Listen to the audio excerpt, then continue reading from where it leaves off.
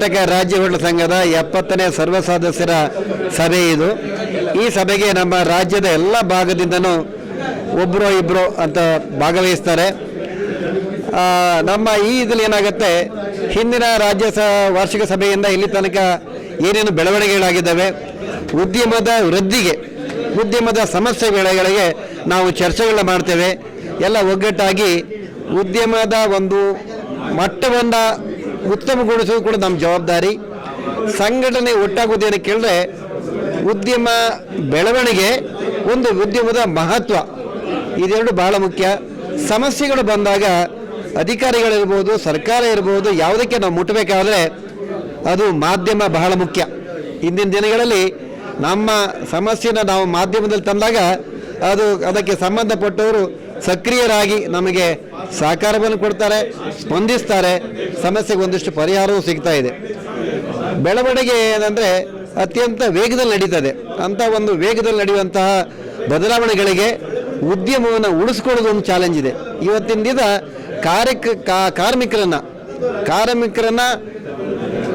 ಸೇರ್ಪಡೆ ಅಲ್ಲ, ಅವರ ಕಾರ್ಮಿಕರ ಸೋರ್ಸೇ ಕಡಿಮೆ ಆಗಿದೆ. ಕಾರ್ಮಿಕರನ್ನ ಉಳಿಸ್ಕೊಂಡು ಉದ್ಯಮನ ಉಳಿಸ್ಕೊಳ್ಳೋದು ನಮ್ಮ ದೊಡ್ಡ ಚಾಲೆಂಜ್ ಇದೆ. ಇದನ್ನು ಹೇಗೆ ಉಳಿಸ್ಕೊಳ್ಬೇಕು ಅನ್ನೋಂಥ ಕಾರ್ಯಾಗಾರಗಳನ್ನು, ತರಬೇತಿಗಳನ್ನು ಮುಂದಿನ ದಿನಗಳಲ್ಲಿ ನಾವು ಜಿಲ್ಲೆಯ ಎಲ್ಲ ವಿಭಾಗದಲ್ಲೂ ಮಾಡಲಿದ್ದೇವೆ. ಒಟ್ಟಿನಲ್ಲಿ ನಮ್ಮ ಹೋಟ್ಲ್ ಉದ್ಯಮ ಶ್ರೇಷ್ಠ ಉದ್ಯಮ. ಅದು ಮುಂದಿನ ದಿನಗಳಲ್ಲಿ ಜನರಿಗೆ ತಮಗೆ ಗೊತ್ತಿದೆ, ಇಡೀ ದೇಶದಲ್ಲಿ, ಪ್ರಪಂಚದಲ್ಲಿ, ಕರ್ನಾಟಕದಲ್ಲಿ ಸಿಗುವಂತಹ ಒಳ್ಳೆಯ ಊಟ ತಿಂಡಿ, ಹಾಗೆ ಕಡಿಮೆ ದರ ಇಡೀ ರಾಷ್ಟ್ರದಲ್ಲಿ ಎಲ್ಲೂ ಇಲ್ಲ, ಪ್ರಪಂಚದಲ್ಲೇ ಇಲ್ಲ. ಆದರೆ ಅದೇ ರೀತಿಯಲ್ಲಿ ಗುಣಮಟ್ಟವನ್ನು ಕೂಡ ಹೆಚ್ಚಿಸಿಕೊಂಡು ಈ ಉದ್ಯಮವನ್ನು ಉಳಿಸಿ ಬೆಳೆಸುವ ಜವಾಬ್ದಾರಿ ನಮ್ಮೆಲ್ಲ ಮೇಲಿದೆ ಅಂತ ಹೇಳ್ಕೊಂಡು, ಈ ಉದ್ಯಮದಲ್ಲಿ ನಶಿಸುವುದು, ಉದ್ಯಮವಾಗುವುದು, ಹುಟ್ಟೋದು ಇದ್ದೇ ಇರುತ್ತೆ. ಯಾಕೆ ಕೇಳಿದ್ರೆ ಹೊಸ ಹೊಸ ಥರ ಬರುತ್ತೆ. ಹಾಗೆಯೇ ನಮ್ಮಲ್ಲಿ ಕೂಡ ಒಂದಷ್ಟು ಹೋಟ್ಲು ಕ್ಲೋಸ್ ಆಗ್ತಾ ಇದೆ, ಒಂದಷ್ಟು ಓಪನ್ ಆಗ್ತಾ ಇದೆ. ಯಾಕಂದರೆ ಹಳಬರಿಗೆಲ್ಲ ಸಾಕಾಗತ್ತೆ, ಹಾಗೆ ಹೊಸಬರು ಬರ್ತಾರೆ. ಅಂದರೆ ಈ ಒಟ್ಟಲ್ಲಿ ಉಳಿಸ್ಕೋಬೇಕಂದ್ರೆ ಹೊಸ ಟೆಕ್ನಾಲಜಿನ, ಹೊಸ ವ್ಯವಸ್ಥೆನ ನಾವು ನಮ್ಮ ಉದ್ಯಮಕ್ಕೆ ಅಳವಡಿಸ್ಕೊಳ್ಬೇಕಾಗಿದೆ. ಈ ಜೊತೆಗೆ ಹೊಸ ವರ್ಷ 2020-25 ಬರ್ತಾ ಇದೆ. ಸಂಕ್ರಾಂತಿ ಕೂಡ ಹತ್ತಿರದಲ್ಲಿದೆ. ಉದ್ಯಮದವರಿಗೆ, ಮಾಧ್ಯಮದವರಿಗೆ, ಹಾಗೆ ಕರ್ನಾಟಕದ ಎಲ್ಲ ಜನರಿಗೆ ಕರ್ನಾಟಕ ರಾಜ್ಯ ಹೋಟ್ಲ್ ಸಂಘದ ಪರವಾಗಿ ಶುಭಾಶಯವನ್ನು, ಹಾಗೆ ಇದರ ಶುಭಾಶಯಗಳನ್ನ ತಮ್ಮ ಮೂಲಕ ಹೇಳೋದಕ್ಕೆ ಇಷ್ಟಪಡ್ತೇನೆ.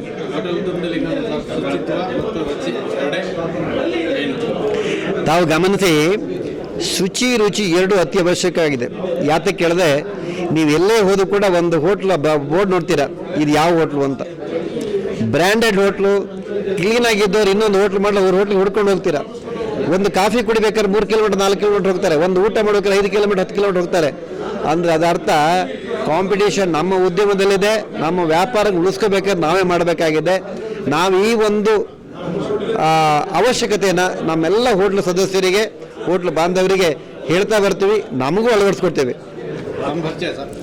ನಾನು GK ಶೆಟ್ಟಿ, ಕರ್ನಾಟಕ ರಾಜ್ಯ ಹೋಟ್ಲು ಮಾಲೀಕ ಸಂಘದ ಅಧ್ಯಕ್ಷ. ಒಂದು ಶುಚಿ ರುಚಿಗೆ ಹೆಚ್ಚಿನ ಪ್ರಾಶಸ್ತ್ಯವನ್ನು ಕೊಟ್ಟು ಜನರನ್ನು ಅತಿಥಿ ಸತ್ಕಾರಕ್ಕೆ ಹೆಸರುವಾದಂಥ ಒಂದು ಸಂಘ ನಮ್ಮ ಹೋಟೆಲ್ ಉದ್ಯಮ. ಮತ್ತು ಅದಕ್ಕೂ ಜೊತೆಗೆ ಏನಾಗಿದೆ ಅಂದರೆ, ಇವತ್ತು ರೈತ ಬೆನ್ನೆಲುಬು. ನಮ್ಮ ಹೋಟೆಲ್ಗಳು ರೈತ ಬೆಳೆದಂಥ 80-90% ದವಸ ಧಾನ್ಯಗಳಿರ್ಬೋದು, ತರಕಾರಿಗಳಿರ್ಬೋದು, ಎಲ್ಲ ವಸ್ತುಗಳನ್ನು ಗುಣಮಟ್ಟದ ಎಷ್ಟು ತಗೊಂಡ್ಬಿಟ್ಟು ಅವನಿಗೆ ಬೆನ್ನಾಗಿ ನಿಂತಿರ್ತಕ್ಕಂಥದ್ದು ಯಾವುದೇ ಸರ್ಕಾರಗಳಲ್ಲ ಅಥವಾ ಯಾರಲ್ಲ, ನಮ್ಮ ಹೋಟೆಲ್ಗಳು ಪ್ರತಿ ದಿವಸವೂ ಖರೀದಿ ಮಾಡಿಬಿಟ್ಟು ಆ ರೈತರಿಗೆ ಬೆನ್ನೆಲುಬು ನಿಂತಿದ್ದಾರೆ. ಒಂದು ಎರಡನೇದಾಗಿ ಯಾವುದೇ ಒಂದು ಶಿಕ್ಷಣ ಇಲ್ಲದೇನೆ ಕಾರ್ಮಿಕರನ್ನು ತಗೊಂಡು ಅವರಿಗೆ ಊಟ, ವಸತಿ ಮತ್ತು ಇದನ್ನೀಗ ಕೊಡ್ತಕ್ಕಂಥ ಉದ್ಯಮ ಅಂದರೆ ಹೋಟೆಲ್ ಉದ್ಯಮ. ಈಗ ರೈತರನ್ನು ಬೆನ್ನೆಲುಬಾಗಿ ನಿಂತ್ಕೊಂಡು ಅವ್ರನ್ನೂ ಒಂದು ಉಳಿಸ್ತಕ್ಕಂಥದ್ದು ಮತ್ತು ಕಾರ್ಮಿಕರನ್ನು ಉಳಿಸ್ತಕ್ಕಂಥದ್ದು ಏಕೈಕ ಉದ್ಯಮ ಅಂತಂದರೆ ಇವತ್ತು ಹೋಟೆಲ್ ಉದ್ಯಮ ಅಂತ ಹೇಳ್ತಕ್ಕಂಥದ್ದನ್ನು ನಾನು ನಿಮ್ಮ ಮಾಧ್ಯಮದ ಮೂಲಕ ತಿಳಿಸ್ತೀನಿ. ಹಾಗಾಗಿ ಈ ಉದ್ಯಮ ಶ್ರೇಷ್ಠ ಉದ್ಯಮ. ಇದು ಎಲ್ಲರೂ ಸಹಕಾರ ಕೊಟ್ಟಿದ್ದಾರೆ, ಸಹಕಾರ ಕೊಡಬೇಕು ಅಂತಕ್ಕಂಥದ್ದನ್ನು ಸರ್ಕಾರವು ನಮ್ಮನ್ನು ಅದನ್ನು ಪರಿಗಣಿಸಬೇಕು ಅಂತಕ್ಕಂಥದ್ದನ್ನು ಈ ಸಂದರ್ಭದಲ್ಲಿ ನಾನು ಮನವಿ ಮಾಡ್ತೀನಿ.